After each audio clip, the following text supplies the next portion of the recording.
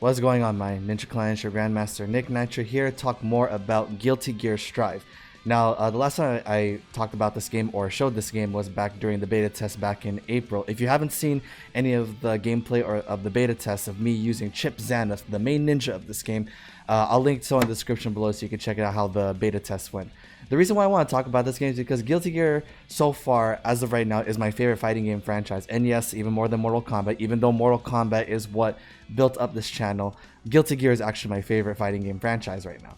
So, since the beta test, the development team has been taking surveys into account and actually showing what they've been doing, answering questions in regards of their development process before this game comes out in 2021. So as you can see, this is the second volume release. There's actually a first volume, meaning that the first article that was released, it's right here. There's a link right here. I will link this article in the description below if you'd ever want to take a look at it, read it yourself, and take a look at like the first volume and whatnot. Now, the first thing that they mentioned here is something called Roman cancels. Roman cancels is one of the most unique mechanics in any fighting game I've ever played, in which here, Roman cancels, which is specifically for Guilty Gear, it's pretty much a mechanic where when you activate it, it will cancel anything that you're doing, whether it's an attack, defending, or moving, and it will reset you back to neutral at the cost of 50% of your meter. Alright, so basically what Roman cancels are, right there, as you can see, you cancel out of a basic combo and extend your combo. So far, that is the most basic application of Roman cancels as a combo extender. As you saw right there, it could be done air combos or ground combos. Like right here, I'll show. Let's see right here. Boom, boom, cancel, and then continues the combo right then and there. Not just hits, but also it can cancel off of grabs. Oh, bam, and it'll pop them up, and you can extend the combo. Next application is slowing down your opponent while they're doing an attack on you when they're close to you, which gives you a chance to actually counterattack when it's not normally possible because you slowed them down. Right here, he slowed his wake up, his DP, and he was able to counter using Roman canceling. Next, you can actually use Roman cancel to cancel out of your recovery animation. As you can see right there, he did a special, Roman canceled, recovered, and was able to, you know, counterattack where he usually would have been with punished right here. And the last basic use of it defensively is while you're blocking. It pushes them away out of their block string. Another one right here. Boom. Pushes them away while you're blocking. And even for anti-airing as well. Now, an advanced way to do it is your movement. Right there, you see. If you press dash in any direction during the Roman cancel, it will actually slide them in that direction right there. And it actually makes them invincible during that time. Another advanced technique with Roman canceling is that you can actually special cancel out of your Roman cancel. So you have your basic combo string, you Roman cancel, and then you special cancel out of the Roman cancel, and it makes it so much faster right here. Boom, boom, Roman, special. Makes incredibly fast combos now. Right there. Crazy, crazy, crazy. And that was probably the dirtiest one right there. So overall, Roman canceling makes incredible creativity with combo routes. You can really do whatever you want, whatever you can come up with.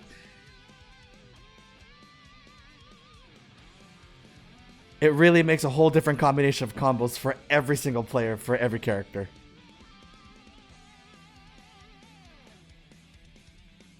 Woo! So that's the basis of Roman canceling. If you definitely want to take another look at these Roman cancel examples, it's definitely all in this article here below. Now, some basic questions that the developers took from us beta testers and answered them. I will just shorten them, you know, for the sake of time here.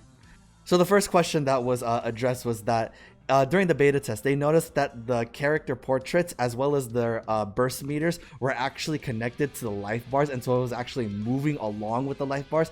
What they wanted to do is that they said that we wanted to make sure that, you know, that the player would be able to see the life bar and their meter all at the same time. However, the problem of that was because it's not a fixed position, we actually had to look for the meter and our character portraits. Therefore, it caused a little bit more strain on us because we didn't know where it is. And so they said they're actually reconsidering that and, like, you know, maybe changing the idea. Maybe put it back, maybe keep it. I don't know. Maybe keep it an option as one YouTuber, Maximilian Dude, pointed out, just make it an option because some people may like it, some people may not. So give an option to have both.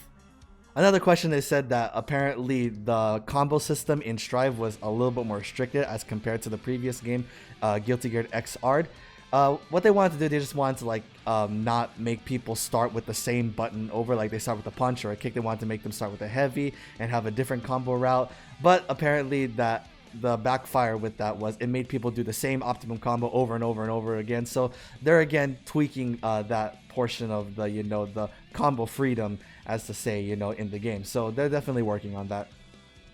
Another question is that they wanted to ask the developers what was the idea behind a lot of the redesigns, such as the music and the character designs. Because apparently with the music back in Guilty Gear XR, it was purely instrumental, while in Strive now it has some vocal lines in it. Now, in my personal opinion, I have a little mixed feelings. Some songs, like Chipp's theme, who has vocals, the vocals are great, it fits with the music. Then, of course, this is my personal opinion, but Faust's theme, the beginning instrumental was very great, but once the vocals came in, I didn't really like it as much. But again, that's just my mixed feelings about it. Others may have other opinions about it. Now again, with the character design, okay, this is where I think that, you know, they're kind of being a little too modest here.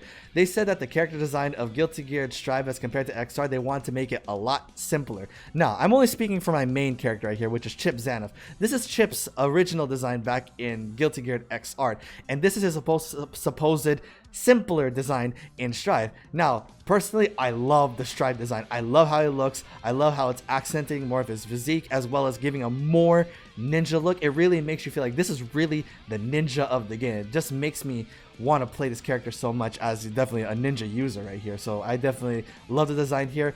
You know, yeah, Guilty Gear developers, don't be so modest about it. These designs are over the top, in my opinion.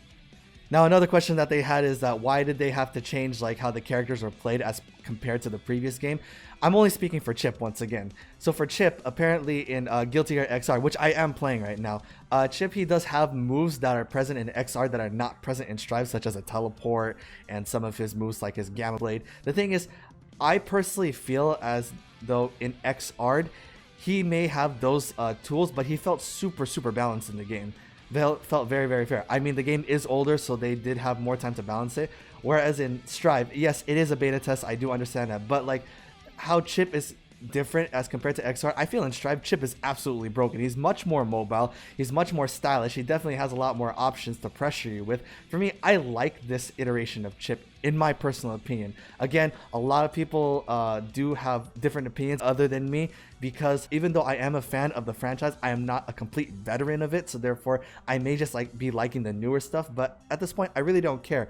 Chipp looks cool. He feels cool. He plays well. He plays smoothly. I like it. So definitely keep Chipp the way he is. Honestly, if they do anything with Chipp, if they nerf Chipp, I'm going to be so mad. So hopefully they don't nerf him, because right now he is just so good in my eyes. He's borderline broken, and you know, I don't mind that at all. So another question they have is that the air dash system, the instant air dashing in the game in Strive is slower. However, what they're showing in like the examples, as I showed earlier with the Roman canceling, they definitely sped it up. So that may not be a problem anymore, but we'll see definitely with the final release of the game. Another question is that they were asking about what the idea behind the wall break mechanic is. Yeah, that's a new mechanic in this game, the whole wall breaking system, where if you break the wall from a combo, it actually causes your character to increase meter gain, but at the cost of going back into neutral. Now, some people definitely want to keep their pressure, their Oki corner pressure, but some people want to gain meter. So definitely the fact that they said that they're not going to remove the option of not breaking the wall and still keep the option of breaking the wall a complete choice. So that's good. I think the giving us options is the best way to approach this.